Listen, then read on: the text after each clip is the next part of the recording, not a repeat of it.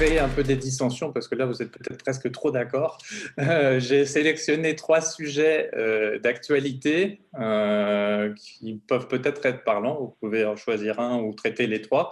Le premier, c'est la décision de Decathlon de ne plus faire de publicité sur CNews. Est-ce un exemple d'expression politique telle que vous l'imaginez d'une marque, ou est-ce que c'est une victoire plutôt de la tiédeur, du politiquement correct? Deuxième sujet, l'affaire Danone, forcément en termes de raison d'être, la première société à mission du CAC 40 qui se retrouve au sein d'un plan à faire un plan de licenciement. Ça a pu provoquer quelques commentaires un peu acides de certains commentateurs. Et dernier sujet, l'affaire entre Pascal Dumurger et Philippe Silbersand suite à la tribune du premier expliquant qu'Amazon n'ayant pas de raison d'être, ils étaient sans doute condamnés à disparaître, ce qui a provoqué donc une tribune d'un professeur à l'EM, un enseignant-chercheur à l'EM Lyon, Philippe Silbersand, qui expliquait que Amazon avait une raison d'être et que Pascal Demurger n'avait pas compris grand-chose au sujet. Donc voilà, trois sujets que je lance dans le débat. Si vous voulez commencer, Olivier. Oui, alors ça fait beaucoup. En plus, il y a plein de trucs à dire sur chaque. J'ai plus envie de commencer par le dernier déjà sur le débat de Murger et Silbersand. En effet, moi j'ai tendance à dire que la raison d'être d'une entreprise, c'est de bien faire les produits qu'elle s'est proposé de faire, les produits ou les services. Et que c'est même plus que ça, c'est ce qui va être le signe de son succès, en fait, c'est sa capacité à survivre. Le grand avantage et la chose formidable pour une entreprise, c'est qu'elle a un juge de paix terrible pour son utilité sociale, c'est ses clients. À un moment donné, peut-être que ça mène à la question un peu Decathlon. Decathlon fait exactement ce qu'il veut, il peut mettre ses publicités où il veut. Bon. Les clients vont aussi voter avec leurs pieds. Ils vont voter en approuvant Decathlon, en y allant plus, ou j'ai vu aussi beaucoup de réflexions en disant je n'irai plus chez Decathlon, donc en y allant moins. Bon.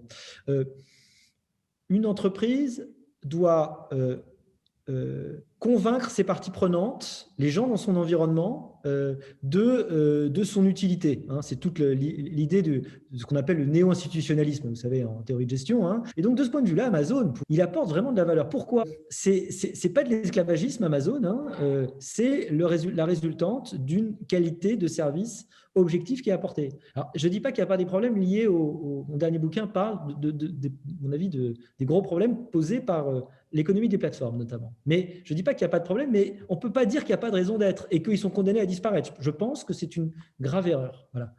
C'est hyper sympa de se dire qu'on est du côté du bien, ça fait chaud au cœur et puis on peut se faire des gros câlins, mais je ne suis pas certain que ça soit toujours extrêmement pertinent. Voilà. Et alors, Olivier, moi je boycotte Amazon. Alors, pas parce que ce n'est pas une entreprise qui a pas de raison d'être, parce que pour moi, c'est assez clair, toutes les entreprises ont une raison d'être de nature, par essence. Donc, qu'elles soient définies ou pas, elles en ont une et toutes les... Voilà, il y a eu des créateurs qui ont voulu inventer des produits, qui les ont mis sur les marchés. Donc, pour moi, il n'y a pas de doute. Amazon a une raison d'être.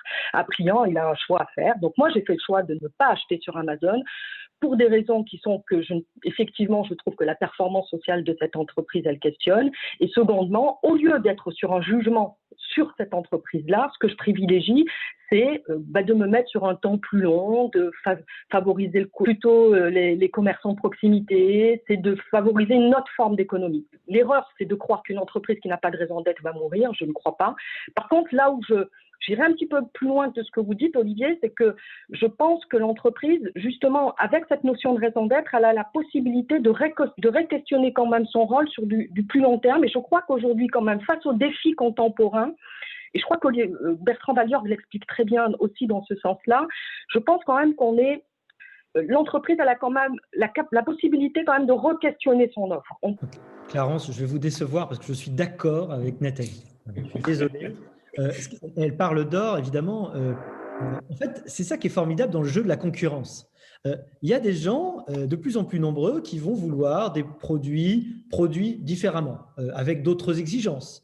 par exemple, vont vouloir des exigences sociales, des exigences écologiques, naturellement, vont vouloir qu'il y ait une proximité, ils vont valoriser ça, ils vont même être capables de payer un différentiel de prix parfois important. Et cette demande va créer le développement d'offres, et c'est ça qui est formidable, qui vont être rigoureusement différentes, et des grandes entreprises vont être amenées à totalement changer leur façon de produire. Et c'est déjà le cas, en fait. C'est arrivé. La plupart des grands groupes changent leur façon de produire. L'Oréal ne produit pas ses crèmes de la même façon. Les essais sur les animaux ont été changés, etc., sous la pression du public.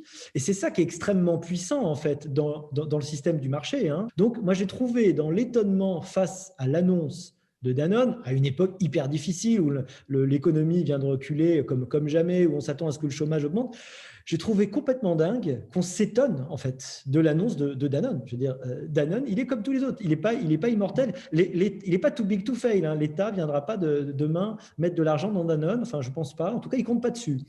Oui, moi je suis alignée avec ça.